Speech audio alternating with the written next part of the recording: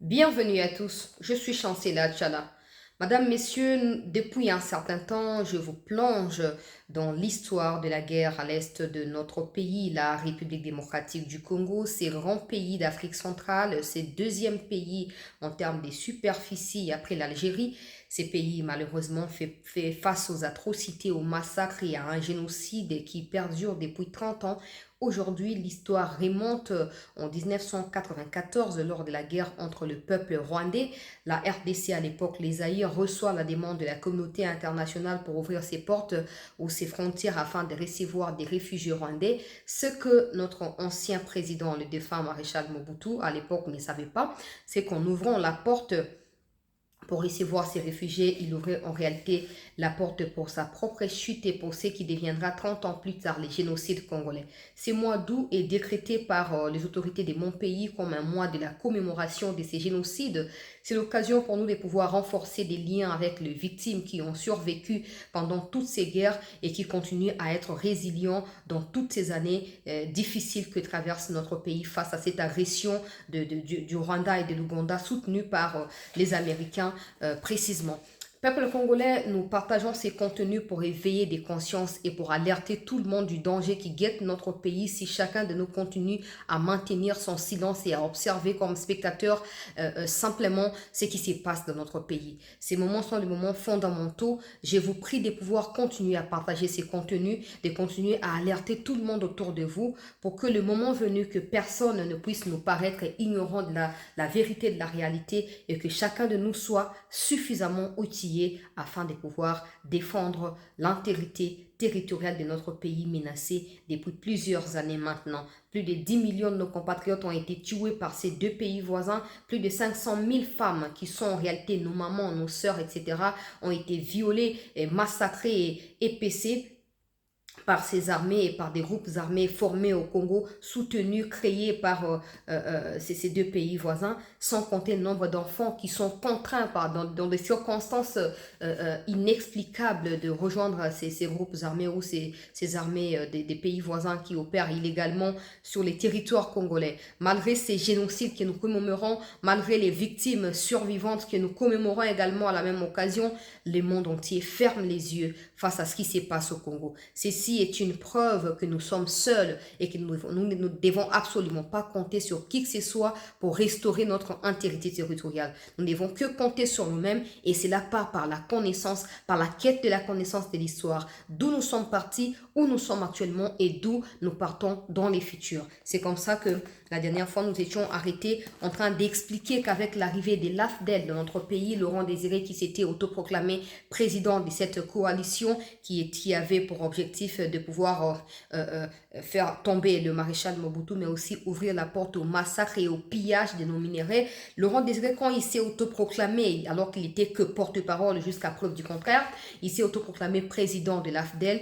Tous les mots ont été déclenchés à ces moments-là précis. La dernière fois, on s'est arrêté en train de vous expliquer des exactions qui ont été commises par l'armée rwandaise et ougandaise qui était au sein de l'AFDEL à Kinshasa. Laurent Désiré, face à ces genres de preuves, n'avait plus de choix que de pouvoir lancer un appel solennel patriotique à tous les Congolais à l'époque de pouvoir adhérer massivement à l'armée afin de pouvoir réparer l'armée qui était en décadence de la situation avec la chute du maréchal Mobutu et s'assurer que les Rwandais et les Ougandais puissent retourner chez eux. On va continuer aujourd'hui avec la lecture, Madame, Messieurs. Décidé à ne recevoir aucune instruction de Kigali ou même de la Maison Blanche, malgré l'influence grandissante et écrasante des Tutsis rwandais dans l'appareil de l'État congolais, Laurent Désiré Kabila provoque rapidement l'ire de ceux qui avaient contribué à son arrivée au pouvoir. Plusieurs médias occidentaux s'y mobilisent alors contre lui, les traitant des dictateurs au même titre que Mobutu, qui avait passé 32 ans à la tête du Zaïre. Aubert Mukendi confesse, ils voulaient tous la mort, pas seulement médiatique du président. Ça a transpiré la volonté de meurtre. J'étais stupéfait en voyant les déchaînements contre lui en très peu de temps et plus globalement contre nous tous. Je connaissais bien Laurent Désiré Kabila, mais quand je lisais et entendais toutes les insanités qu'on déversait sur lui alors qu'il n'avait même pas encore passé une année au pouvoir et qu'il voulait simplement l'indépendance du Congo, j'ai compris que les Occidentaux et leurs alliés voulaient son élimination pure et simple.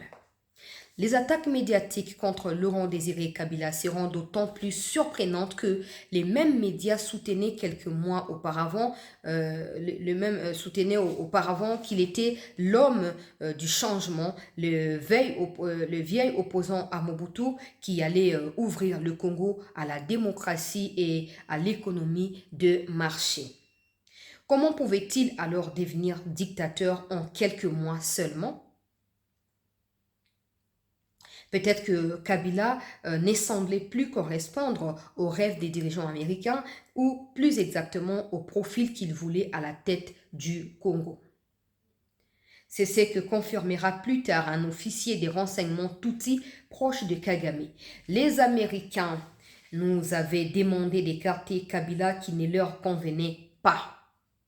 La guerre médiatique contre Laurent Désiré Kabila a pris de l'ampleur au point de faire du chef de l'État congolais un paria. Encourager une enquête de l'ONU sur les massacres des réfugiés consistera donc pour le gouvernement des États-Unis non pas à chercher la vérité mais à rendre le président Laurent Désiré Kabila responsable des crimes contre l'humanité. Comme Laurent Désiré Kabila avait compris ce que préparait l'administration Clinton contre lui, il a pris la décision de s'opposer fermement à l'initiative des enquêteurs de l'ONU qui voulaient enquêter non pas sur les massacres commis à l'est de la RDC, mais sur ceux commis à l'ouest. Il ne voulait surtout pas voir les enquêteurs onusiens mener leurs investigations sous la dictée de la Maison-Blanche et de Kigali. Éviter d'enquêter à l'est de la RDC signifie éviter la vérité sur les auteurs de massacres en RDC. Pendant que toutes les manœuvres s'organisent en coulisses contre le président Kabila, un journaliste franco-américain, Stephen Smith, publie dans les quotidiens français Libération un article intitulé « Kabila dans la mire de l'ONU », un témoignage accablant confirme le massacre de Hutu. Le journaliste plante donc les décors en affirmant que l'enquête sur les massacres des réfugiés Hutus dans l'ex-Zaïre devient un enjeu des politiques internationales. Du côté, la quasi-totalité des États africains et au-delà le mouvement des non-alignés regroupant une centaine de pays des tiers-mondes font bloc autour de Laurent Désiré Kabila, le président de la République démocratique du Congo, qui s'est estimé hier victime d'un complot ourdis par les grandes puissances sous couvert d'action humanitaire. De l'autre, les Nations Unies et l'opinion publique occidentale exigent que la lumière soit faite sur les tueries ayant fait sans compter les réfugiés morts d'inanition ou de maladies pendant de mois de persécutions à travers la forêt équatoriale des dizaines de milliers de victimes. Entre les deux, les États-Unis sont pris au piège de leur politique africaine qui les aurait rendus complices de ces violations de droits de l'homme. Alors que Washington cherche à ménager ses alliés africains et à minimiser l'assistance militaire fournie à des soldats assassins, l'opinion américaine du Congrès aux médias presse les gouvernements de révéler toute l'étendue du rôle passé et présent de l'armée américaine au Rwanda et au Congo. Si l'enquête de l'ONU parvenait à se faire convenablement, les informations que détiennent déjà certains membres du Congrès américain et qui seraient susceptibles de mettre en cause des soldats ou des conseillers américains pourraient être versées au dossier. Cette opération est envisageable pour les présidents Clinton. Inenvisageable pour le président Clinton. On va néanmoins apprendre dans les témoignages de messieurs Scott Campbell, consultant de l'ONG américaine Human Rights Watch, cité par le journaliste Stephen Smith, que Kabila et Kagame redoutaient que la mission d'enquête de l'ONU trouve des ossements et tente aussi de déterminer qui est le responsable de ces massacres. Monsieur Campbell souligne que le nettoyage des charniers serait en cours, y compris par la crémation de cadavres, et fait état d'intimidation des témoins dont certains seraient battus, arrêtés ou sommairement exécutés. Qui aurait donc intérêt à intimider des témoins ou de les assassiner? Après avoir souligné la possible responsabilité de Laurent Désiré Kabila dans ces massacres, M. Campbell révèle qu'au nom de la stabilité, une grande partie de la communauté internationale semble prête à poursuivre comme si de rien n'était et à mettre ces massacres sous le tapis. Construire un nouveau Congo sur les squelettes et les cendres des réfugiés constitue cependant un point de départ pour de nouvelles violences et une instabilité à long terme. Et c'est ce que nous vivons aujourd'hui. Parce que si Kagame a été tenu pour coupable des massacres des Hutus dans des camps des réfugiés à l'est de notre pays, certainement que tout ce dont il a bénéficié au nom des soi-disant génocides rwandais, il n'aurait pas eu tous ces bénéfices-là et qu'il ne serait probablement pas ce qu'il est devenu aujourd'hui. Malheureusement, ce n'est pas seulement Kagame qui gagnait, il y avait des tireurs de ficelles qui étaient cachés derrière Kagame qui constituaient un bouclier pour eux. Il est utile de rappeler que Laurent Désiré Kabila, s'il n'a pas lui-même initié la prise de Kinshasa par les armes, n'a pas hésité pour préserver son arrivée au pouvoir à fermer les yeux sur tous les massacres des masses commis par les troupes de Kagame aidées par les Américains. C'est bien sur ces points précis que la Maison-Blanche et Kagame les tiennent et veulent lui faire porter la responsabilité des crimes perpétrés par l'AFDEL et l'APR. Enfin, si la communauté internationale est prête à passer l'éponge, comme l'a dit M. Scott Campbell, ce n'est pas pour protéger Laurent Désiré Kabila, mais pour protéger Kagame et l'administration Clinton.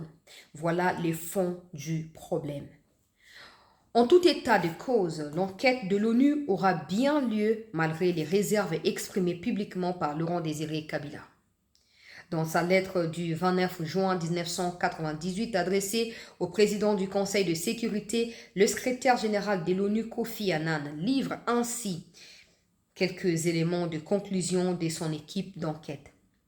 Les tueries auxquelles se sont livrés l'AFDEL et ses alliés, y compris des éléments de l'armée patriotique rwandaise, constituent des crimes contre l'humanité, tout comme les dénis d'une assistance humanitaire aux réfugiés rwandais Hutus. Les membres de l'équipe pensent que certains de meurtres peuvent constituer des actes de génocide selon l'intention qui les motivait. Monsieur Annan ajoute, les coupables de violations doivent rendre des comptes, les droits de l'homme doivent faire l'objet d'une surveillance étroite partout où ils sont menacés. Les qualificatifs des génocides employés par Kofi Annan n'est pas hasardeux car le même terme a été utilisé par un autre enquêteur du HCR, M. Robert Gersony, en juillet 1994 sur les faits similaires commis par les rebelles Tutsis. M. Gersony avait jeté un malaise en présentant les protégés Tutsis de l'administration Clinton comme auteurs du génocide des Hutus. Vous voyez clairement que quand j'ai dit qu'il n'y a jamais de génocide des Tutsis, les gens disent « Ouais, c'est un discours scandaleux. Ouais, c'est parce que vous n'aimez pas les Tutsis. Ouais, c'est parce que vous discriminez les Tutsis. » On va croire que les Tutsis sont des êtres extraordinaires et pourtant c'est des espèces nocives qui nuisent à la liberté, à la paix, à la quiétude des Congolais et aussi de certains pays au niveau du continent africain. C'est même au-delà de l'Afrique parce qu'en Angleterre, vous suivez au Royaume-Uni, un adolescent Tutsi a tué trois autres adolescents et a blessé plus de dizaines de personnes, ce qui a déclenché des manifestations dans tout le Royaume-Uni. C'est comme ça la nature des Tutsis. Ils tuent comme ils respirent et après ils se victimisent, ils se replient sur eux pour dire ouais nous sommes victimes de ceci, cela, mais c'est eux qui créent tous les maux et qui créent des conditions, des exactions inexplicables, des crimes de guerre, crimes contre l'humanité. Vous voyez clairement ici que le mot génocide qui a été utilisé correspond aux faits qui ont été vérifiés par les enquêteurs des Nations Unies, qui ont été mandatés par, à l'époque, les présidents du Conseil de sécurité, M. Kofi Annan. Vous comprenez clairement, madame, messieurs, que quand on vous dit, ouais, les Tutsis ont été tués par les Hutus, j'ai toujours dit c'est faux et archi faux. C'est des Tutsis qui ont exterminé des Hutus et les ont même pourchassés et poursuivis jusque dans les camps de déplacés à l'est de notre pays. C'est comme ça que vous voyez, lors des soi-disant commémorations des génocides rwandais, il y a quelques mois en arrière, les pays occidentaux qui soutenaient des fois qu'il y a eu génocide des Tutsis ont changé des mots et des qualificatifs pour dire désormais génocide des Rwandais, pour dire qu'il y a eu des Tutsis, des Hutus et des Tutsis également qui ont perdu des vies pendant cette guerre au niveau du Rwanda. Mais la RDC, mon pays, notre pays, ne doit pas payer les pots cassés des choses que la RDC n'a jamais commises, ni au Rwanda, encore moins en Ouganda. C'est comme ça que nous partageons ce contenu afin d'attirer pas seulement l'attention du monde entier qui soutient le Rwanda dans ses multiples agressions sur les sols congolais, mais aussi de pouvoir attirer l'attention particulière de tous les Congolais qui sont encore distraits de ce qui se passe afin de pouvoir se préparer et de pouvoir se munir des armes convenables pour défendre l'intégrité territoriale de notre pays. J'espère que cet extrait vous a plu et surtout vous a boosté plutôt votre patriotisme. N'hésitez pas de mettre en commentaire vos points de vue et on va se retrouver dans la prochaine occasion pour continuer à partager des contenus avec ceux qui ont besoin de savoir plus sur ce qui se passe à l'est de notre pays. Merci.